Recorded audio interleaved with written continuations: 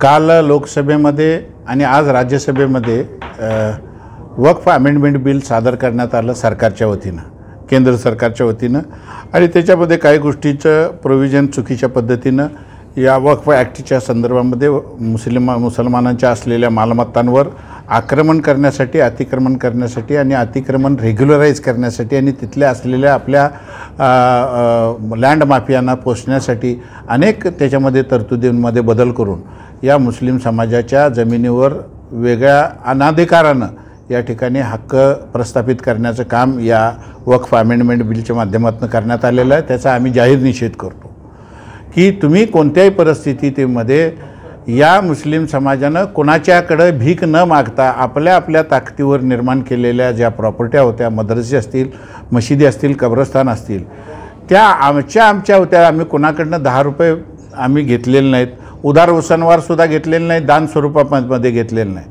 मग तुम्हाला आमच्या धार्मिक ह्याच्यामध्ये स्थळांमध्ये हस्तक्षेप करण्याचं कारण काय? तर या समस्त हिंदू समाजामध्ये एक मेसेज जावा की आम्ही मुसलमानांच्या अब्दुल्ला कसं चेपवून ठेवलं आहे, ही भूमिका आणि बहुतांशी हिंदुत्ववादी लोकांचा इगो कुरवाळण्यासाठी केवळ आमच्यावर अन्यायाची भूमिका घेतलेली आहे। अनेक वर्ष आम्ही हे सहन करायला लागलो आहे। भविष्यकाळामध्ये याच्या संदर्भामध्ये उत्तर द्यायचं झाल्यास आमचे जे दिल्लीचे सगळे संघटनांचे एकत्रित बैठक होईल, त्याच्या माध्यमातून सांगली जिल्हा मुस्लिम समाजही त्याच्या मागं राहील।